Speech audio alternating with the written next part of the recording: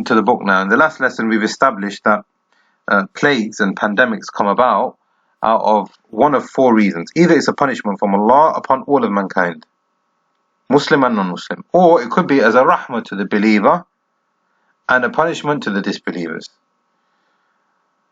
or it could be as a consequence of an act of disobedience or act of defial against the Prophet or the message that the Prophet has come with towards a certain group of people, or it could be a gust and a fitna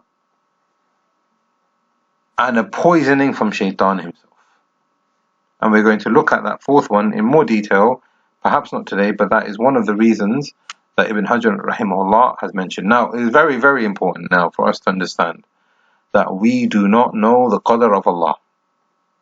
And we do not know specifically why this pandemic or any other fitna or any other kind of difficulty in your life is happening. We do not know. Why? Because we are not accountable to know. And we will not be questioned by Allah about why it happened. What we will be questioned for and what the things we are accountable for are what we did before the pandemic and during the pandemic and after the pandemic. Allah subhanahu wa ta'ala will question every single one of us based on the actions that we used to do, not for the qadr of Allah subhanahu wa ta'ala.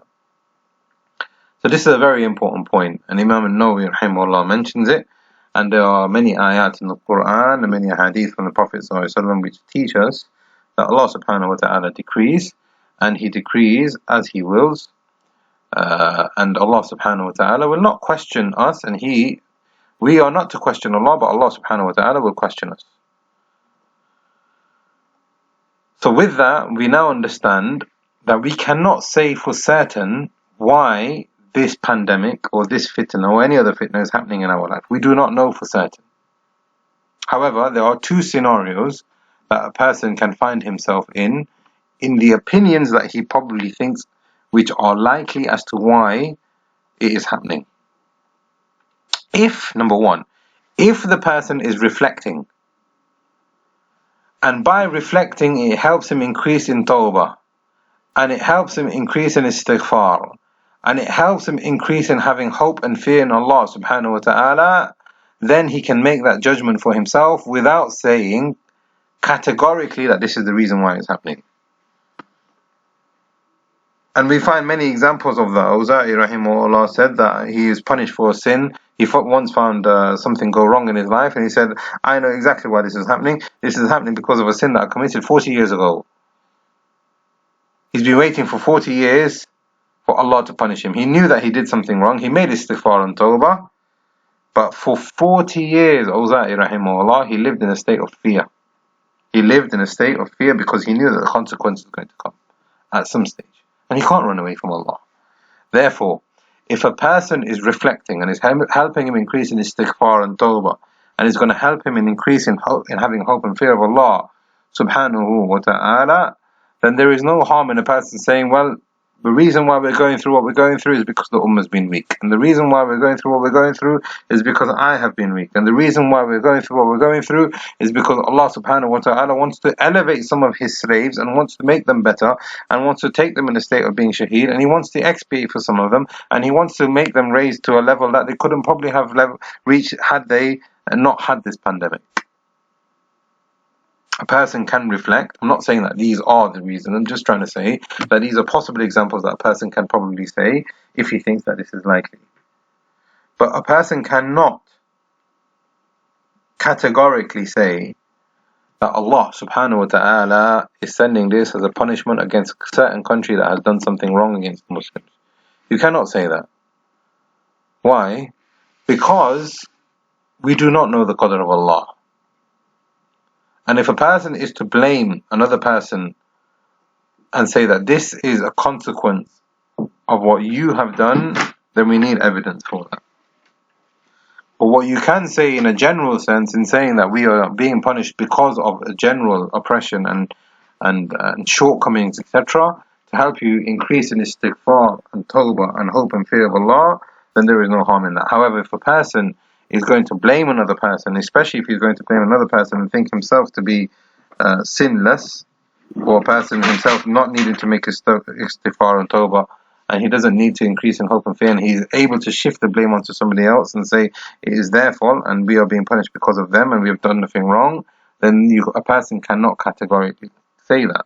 Imam Nawawi rahimahullah mentions that in his Sharh Sahih Muslim, in when the Prophet ﷺ said that from the ashrat al-start, from the establishments of the hour, is tatawaluna fil bunyan, that they will compete with one another to have tall buildings, and that the master will give birth to its, or the slave will give birth to the master.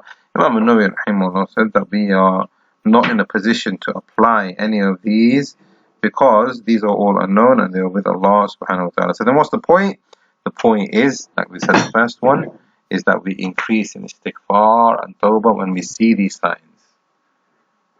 And we say, perhaps this is from what Allah subhanahu wa ta'ala is afflicting us with. So this is very important. Before we move on to the second chapter, Imam Ibn Hajar rahimahullah has mentioned that these are possible ways as to why Allah subhanahu wa ta'ala would send such a punishment. But it's very important for us to establish until now that we do not know exactly what is going on, because it is the qadr of Allah subhanahu wa ta'ala. It may be made apparent at some stage, perhaps. It may not be. But for the believer is that he increases in tawbah and istighfar and hope and fear and sadaqah and doing good deeds in these times of fitna.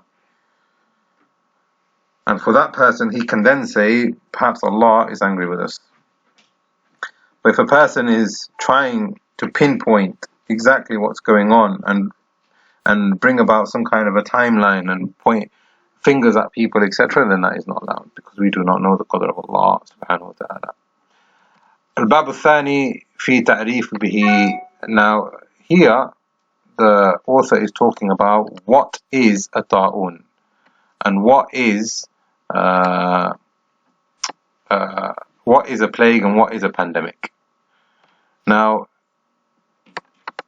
he's quoting linguists and he's quoting different ulama as part of this. So he says, Al-Jawhari, who was an Arabic linguist, he said, rahimahullah, ta'un, that ta'un comes on the wazn fa'ul min at-ta'an. So it comes from the same root word as ta'an. And ta'an basically means where a person has been injured, or he has been attacked, or he has been wounded. Ta'un, which is plague, comes from the same root word as being hurt or injured. And he continues, and there are different things that he says. This is from Ibrahim al-Harbi, one of the ulama of the Salaf. He said, fi gharib al-Hadith, in talking about words which need explaining in the Hadith. They are not automatically understood even by the Arab. He said, al-Wabaa huwa at-ta'un. Al-Wabaa is a pandemic. A pandemic is the same as a ta'un, which is a plague. And this basically means as a marad al-am, which is a way of a lot of the public and the populace, the general populace, being afflicted by this kind of a sickness. Qal, he said, ta'un ma'ruf. Ta'un is something which is well known with the Arabs. So now the waba is basically a pandemic which affects a large number of people. But what is a ta'un? Ta'un, he said here, rahimahullah, is something which causes people to have an infliction on their bodies, and that comes as a punishment from Allah or a test from Allah, and it stays for a large period of time. Ibn al-Arabi rahimahullah, in his explanation of Tirmidhi, says something which is similar also, that it covers the larger population, and that وهو وجع غالب الذي يدفع الروح كالذبح, and it kills a lot of people, just like people are being slaughtered, is the wording and the example that he gives here.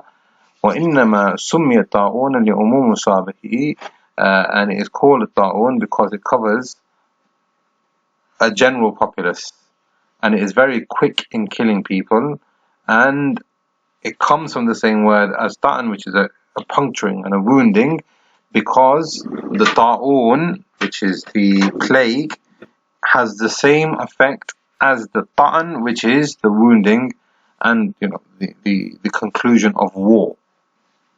So this is the parable, and this is the simile and the example of war and plagues being made with one another. Baji, another scholar from the Malikiyah, rahimahullah, in his explanation of the Muwatta Imam Malik, he says something which is very similar, which we don't really need to repeat, but the only difference that he is saying here is that, and this is interesting, so now we've got three definitions. Number one, Imam Ibrahim al-Harbi said that it's a death which covers the whole of society. Ibn al-Arabi, he said that it happens in a quick manner as if people are being slaughtered.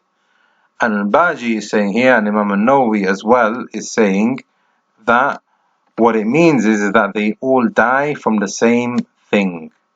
And this has been mentioned by Qadi as well here, as you can see on the screen, that they are all being killed and are dying from the same thing. And Imam al-Nawawi actually mentions that it comes from one part of the land, similar to what we have seen, that it all came from Wuhan, from China, and it all came from one area and then it spreaded, and it covers a large group of people and it is slaughtering people. This is the meaning of ta'un. Ta'un is a plague. Now, Ibn Hajar rahimahullah is quoting Qadi al-Iyad here, and he is saying asl ta'un qurha kharija fil jasad, and he is saying here that the difference between ta'un, a plague, and a possible viral pandemic is that the ta'un has an external impact on the body, whereas the wabaa is a general kind of form of viral illness. وَالْوَبَاءُ أُمُورُ أَمْرَاض فَسُمِّيَ الطَّاعُونُ لِشَبْهِهَا بِهَلَاكِ بِذَلِكَ. And because it has an impact on the actual body itself, it is similar to a person being wounded externally in his body. But now, this is the hadith here, and he bases this on that the ta'un waqsun a'da'ikum min al-jinn, that it is actually a gust, like we've said before, that comes from the shayateen, which have caused this illness to come about. Muhyiddin al-Nawawi, Imam al-Nawawi rahimahullah, says in Sahih Muslim, which is similar to what Qadi al-Iyad has mentioned in his explanation of Sahih Muslim also, and a lot of it is being reiterated. So basically what we can understand from this chapter is that the author is saying ta'un, plagues, come about when there is a large covering over the whole of society and is affecting the broader public. Ta'un, plagues, are slaughtering which kills a large number of people, and a lot of people pass away because of that. Ta'un comes about from something that they die in, and they all die in a similar or exact same manner, which comes from one part of a location, and then it spreads. Here, rahimahullah, he gives a summary for himself anyway. And then he says, rahimahullah, that the ta'un affects a particular organ, or it could be that it affects a particular organ, whereas the wabaa might not affect a particular organ. So now, the plague might affect a particular organ, but the viral kind of pandemic might not affect a particular organ, it might affect other places also. However, whatever the case, the author now is basically trying to say that the ta'un is called a ta'un because it comes about, because it resembles the killing similar to that of death that you will find in a war, because it affects the whole body, it affects the whole populace, it affects a particular region, and it comes from Shaytan as well, perhaps. But whatever the case, what we learn from the ulama generally is that they have said that the wabaa and the ta'un are very similar in their meaning, to the extent that some of the ulama have mentioned that there is no actual difference between the Wabaa and the Ta'un. And the Wabaa, again, is referring to the pandemic, a viral pandemic, which is an illness that is happening, and the Ta'un is referring to a plague. And some of the ulama said that there is no difference. Some of the ulama said that there is a slight difference, and some of them have said that there are differences. But why is that important? It is important because when we have a hadith which are talking about the virtue of the ta'un, which is that a person, if he passes away, he becomes a shaheed, or if he stays in his home, does that all apply to what is not the ta'un? And if it is something which is a waba, technically, does it apply to it? Then inshallah, I mean, we can say inshallah, if a person is being tested and he dies in that manner, or if he is being tested in that manner as the same as being a ta'un, then even if it's a waba, then inshallah we can apply that same ahadith and those same virtues to the scenario that the person is in. The second chapter that he is talking about now is the difference between the waba and the ta'un and the evidence for it. So ذكر بيان الدال أن الطاعون غير مرادف للوباء. They're not the same thing. Ta'un, the plague, is not the same as a pandemic. وأن إطلاقه عليه إنما هو بطريق المجاز. And he is saying, Ibn Hajar himself, rahimahullah, that them two have been mentioned in the same way, and this is his opinion now, that they have been mentioned, that ta'un and plagues and pandemics are exactly the same thing. He is saying that they are only mentioned in a way of giving examples and majaz as in a metaphorical form. لِكَوْنِهَ أَخَصُّ مِنْ. This is because now he is using evidences from the hadith of the Prophet ﷺ to say that ta'un is more specific than waba. That plagues are more specific than pandemics. For example, he said that in Medina is being protected by the Malaika, and like we said last week, that this applies to Makkah also. The ta'un, the plagues will not enter it, and neither will the Dajjal. And there's another hadith here with the similar wording, inshallah. He mentions with the wording inshallah at the end. And there's another hadith here which says from hadith Aisha radiallahu anha, is that when they made hijrah, qadimna al-Madinah, when we entered into Medina after making hijrah from Makkah, we found a waba, we found a form of illness which affected us in Medina. So now the point he is making here is that if the Prophet ﷺ is telling us that the ta'un will not enter into Medina, but the second hadith is saying that we found al-Wabaa in Medina, this shows us, and the Wabaa was at that time, which was a pandemic, which was a fever which affected everyone. But number one, it wasn't killing everyone, and number two, it wasn't for everyone. It was only for a particular group of people. Number three, it wasn't seen evident on their bodies. And number four, it wasn't, a wabaa is different to our own because it's not from the Shaytan. It's an actual illness that comes about because of a particular circumstance. There are a lot, of course, but because of a particular circumstance that the person is in. Maybe he's, and this is what it was. They didn't climatize easily when they moved from Mecca to Medina. Therefore, the climate and the environment that they were living in caused them to have a humma and a waba. And Ibn Hajar rahimahullah mentioned in the previous chapter also that the ta'un may even have some kind of bacteria and insects and things like that coming out of his body as a cause of the ta'un, which is the plague.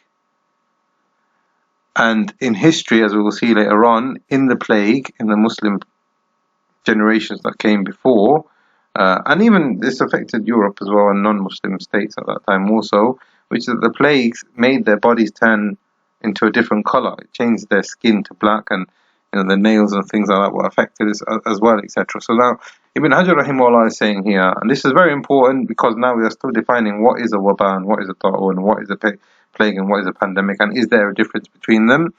What seems to be the case is that there is a difference. However, bi'idhnillah, with the grace of Allah, if a person is affected by a wabaa, it doesn't necessarily mean that he won't become shaheed.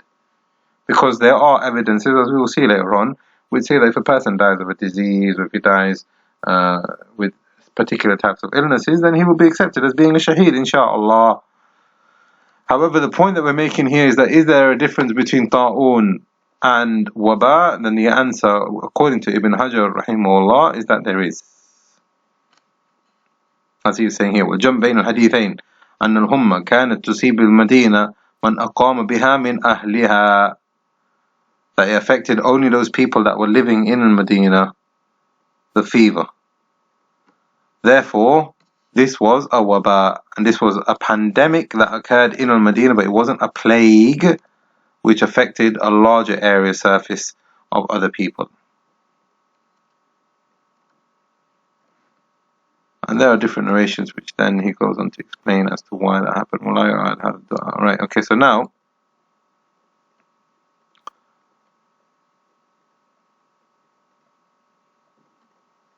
وَلَا يُعَادْ هَذَا الدُّعَاء بِرَفْعِ الْوَبَاءِ عَنْهَا. That there is nothing to say that we can't make dua to have illnesses removed from us. لأنه إنما وقع بها نادرا وأما الطاعون فلم ينقل قط أنه وقع بها من زمان نبوي إلى زماننا هذا ولله الحمد. And the Shaykh then goes on to talk about the differences, and that there is a way that we can understand the ta'un and the waba is different. ويفارق ta'un waba بخصوص به الذي لم يرد فيه شيء من أوبئة نذيره. According to the Shaykh here, is that the waba and the ta'un is different, and the virtues of the ta'un are different. So if a person dies of a ta'un, which is a plague, which is basically what we're in now, because it fulfills all the criteria, it affects the organ, there is a lot of death, it could be that it's coming from Shaytan, and there are things which are connected to the body that are actually changing. The author is saying here that the ta'un has a more specific reward and a virtue over the waba, which is the normal pandemic, which is of an illness or a viral illness, or it could be even bacterial illness, but some kind of an illness that is happening to a person.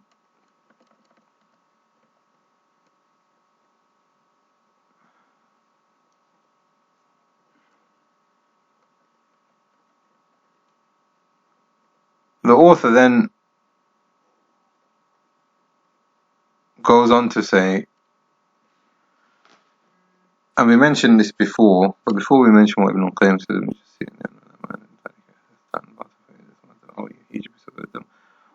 So now the author is saying here that these waba and these pandemics can come about because of something that is in his blood, and like we've said before, something which is from the qadr of Allah, but because of a genuine consequence in that person's life. However, the ta'un could be something which is a bit more sinister and out of his control, and it could be from the Shaytan. But then Ibn al-Qayyim rahimahullah is mentioned here, ومنها وقوعه في أعدل الفصول وفي أصح بلاد هواء وأطيبها وأطيبها ماء. That these illnesses can be then passed by the air.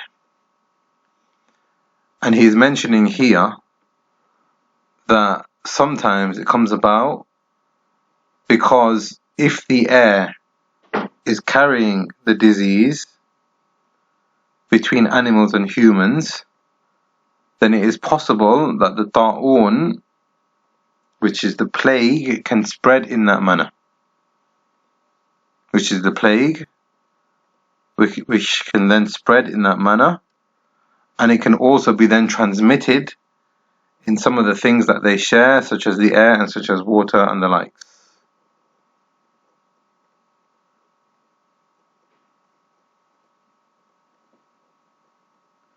However, for the waba, it could be that the viral infection affects only some people but not all people, and it is carried in the air and the things that are being shared, but it doesn't affect everyone.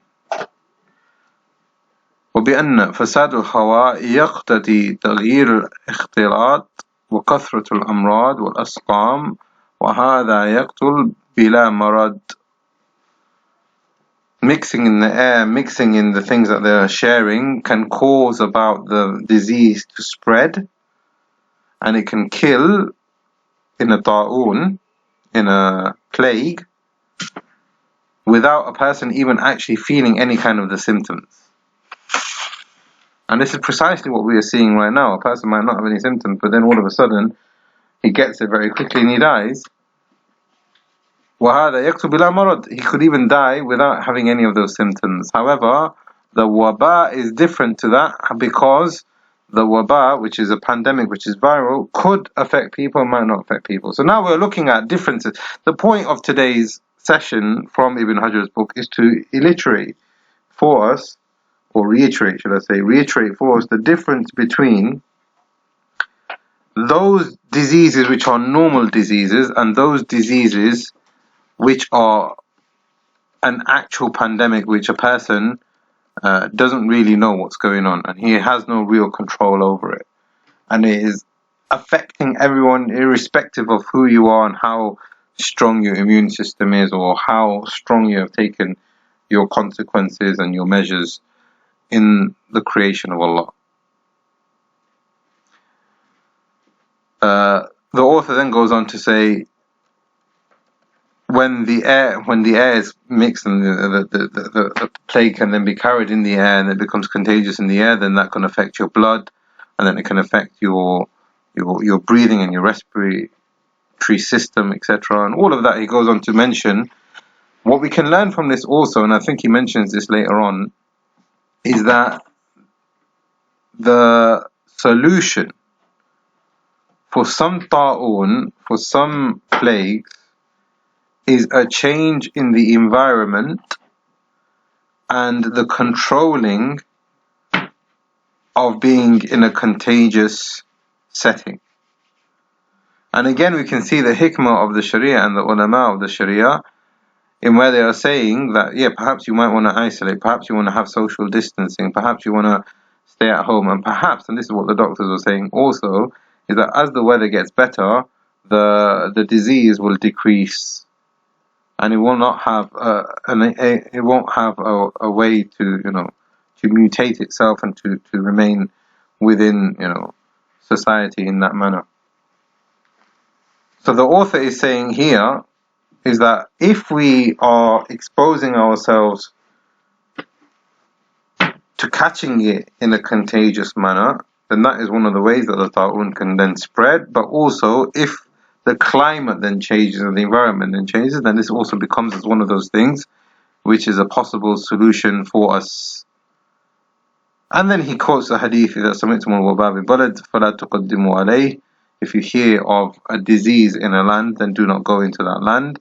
And as Kalabadi, one of the ulama who explained hadith, he said that the wabaa here is anything which is contagious.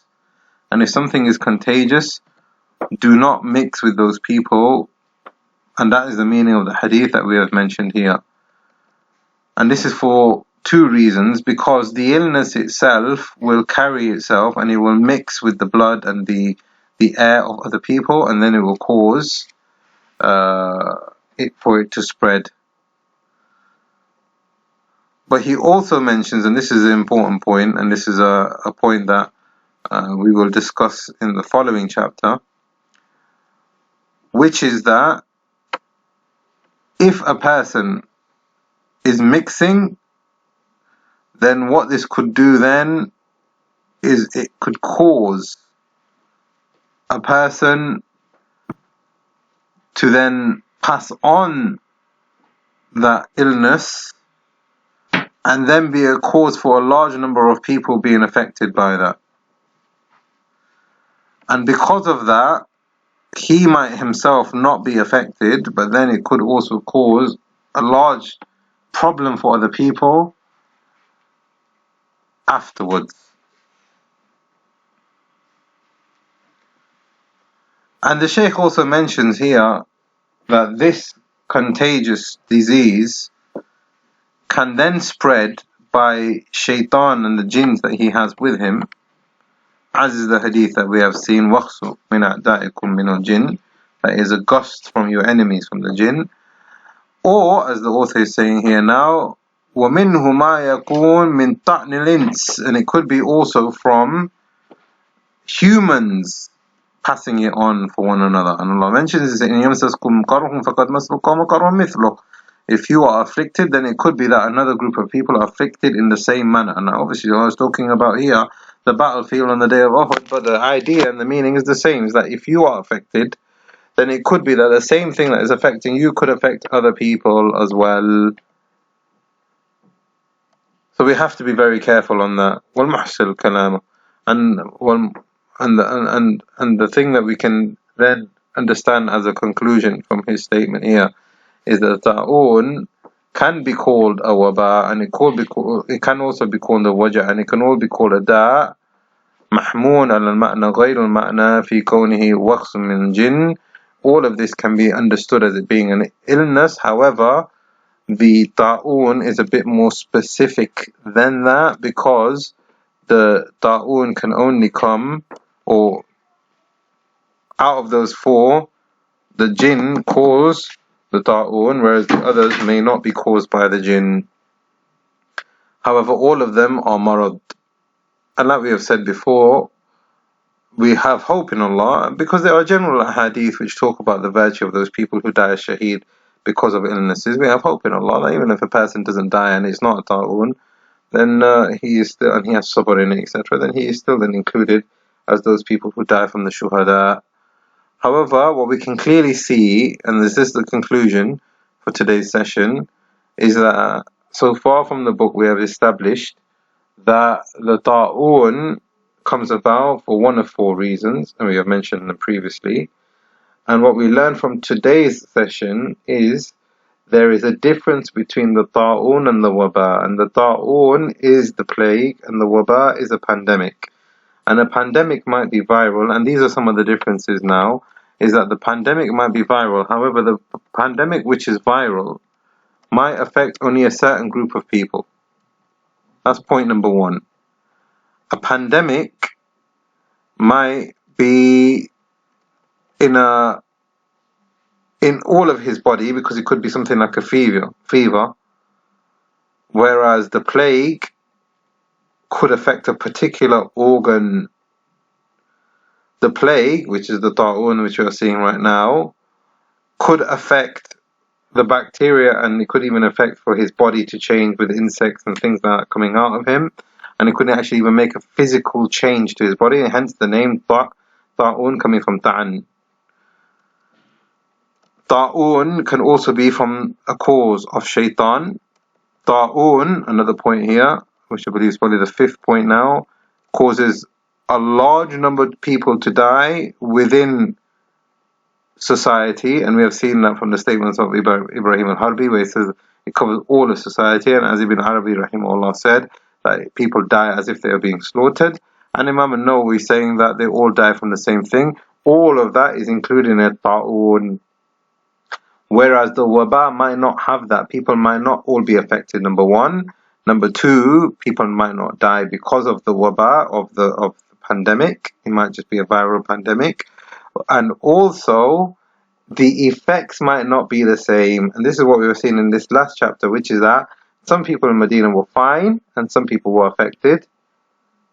And that is now a summary of some of the differences between pandemics, which is waba, and ta'un, which are plagues. And we ask Allah to give us iman and tawfiq, and that He brings ease to our affairs, and He facilitates for us what is good for us.